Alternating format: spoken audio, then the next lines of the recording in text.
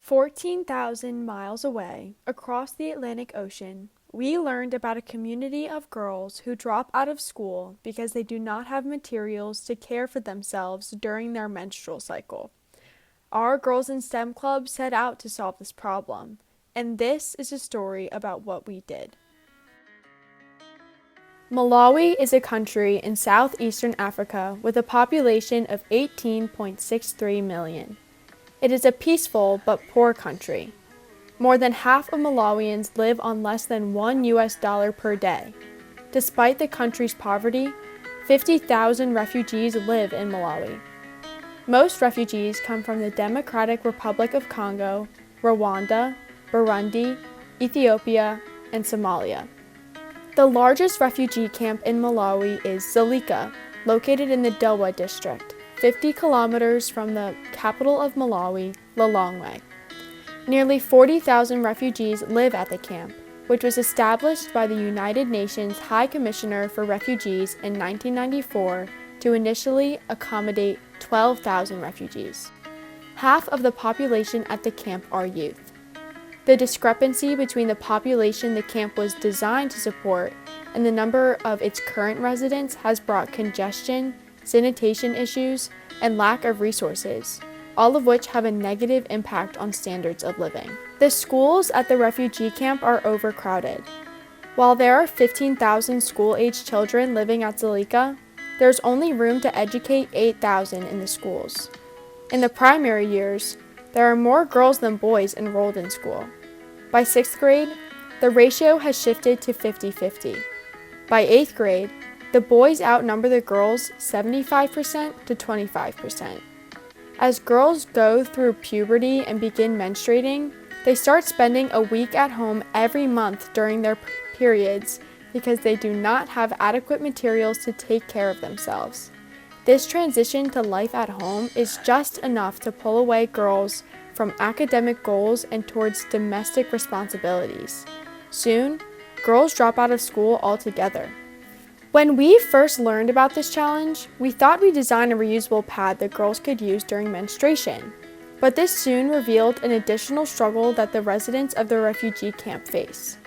The World Health Organization suggests at least 20 liters of water per person per day, some for washing, some for drinking, and some for cleaning. At Dzaleka, each resident has access to only 9 liters of water a day, less than half of what the World Health Organization recommends. This water shortage means that females do not have the water supply available to wash reusable sanitary napkins. We then asked about the availability of disposable pads for females at the camp. We learned that females do receive 30 disposable pads each quarter as a part of their refugee rations. However, those pads are often sold at the market in exchange for food in order to meet the calorie needs for the family. The disposable pads that we get here in the camp are not of good quality. The fact is that they fall apart when using them. After several brainstorming sessions to come up with a solution to the problem of providing protection for females living in an overcrowded, low-water resource environment, we decided to create a hybrid pad that was part reusable and part disposable. To begin our design process, we decided for the members of Girls in STEM Club to test out reusable pads already on the market, and in the process, consider how they could be redesigned to also be partly disposable. The girls kept track of their experiences using a shared Google Doc. The meetings following the month of testing out the reusable pads were insightful. We learned how many pads were used each day and how much water was used for cleaning. We had an idea to create a design that utilized toilet paper as a disposable component. This was our first design attempt, and we had a huge sewing bee to make our 1.0 design. Again, we tested our 1.0 design and recorded data on a running Google Doc. We then created our 2.0 design to be larger and added elastic with a rubberized back to make the pads more secure. After a limited test with the Girls in STEM Club members, we ultimately decided that the hybrid pad was ready to be tested by girls living at Dzaleka. We mailed the pads to the girls in the camp and then met them on Zoom to learn about their experiences. It turns out they have their own girls group at the camp, and we decided to partner with this group in the development of this product. Through our Zoom discussions with the girls, we learned about the different ways they were using the product. Most did not have access to absorbent tissue, so they were inserting disposable pads into the hybrid pad. This seemed to have two significant positive outcomes. Hello everybody, my name is Etoa Kilongo, one of the girls who participated in the sanitary pad program. The pad system we tested kept the reusable pad in place, as I was able to move around without worrying that I would still feel protected. Thank you so much. Hi everyone, hope this finds you all. I'm Ongo by the name, one of the participants in the sanitary pad system.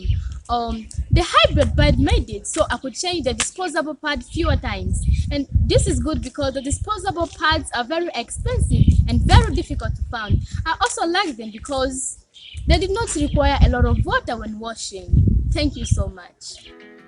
Now that we have a product that will help girls living in a low water resource environment stay in school, we want to package this product into a larger initiative. The larger initiative would give the materials, tools, sewing, and business training to displaced women to produce the hybrid pad as a source of income. The product then becomes more than a means to help girls stay in school. It becomes a means for women to learn a skill and make a living. When women are able to achieve economic independence, there are undeniable returns for everyone in the community. Research shows that when women work, they invest 90% of their income back into their families, compared with 35% for men. By focusing on girls and women, innovative businesses and organizations can spur economic progress, expand markets, and improve health and education outcomes for everyone. Families will flourish, communities will strengthen, and a country's GDP will grow. In the words of Melinda Gates, when women get information, tools, funding, and a sense of our power, women lift off and take the group where they want it to go. In order to put this larger initiative into action, we need seed money that will allow us to define and cost out all the pieces necessary for a woman to make and sell these pads for profit. For example, what type of sewing machine, how much fabric, and what level of sewing and business training is needed. We will also need seed money to market this larger initiative as a meaningful target for corporate sponsorship. Ultimately, we'd like to sell this initiative to corporations by showing them how their donation can give a displaced woman an opportunity to make a living by producing and selling a product that helps girls stay in school. Their donation will lift up humanity by empowering women, which arguably is the most comprehensive approach to making a difference in the lives of people.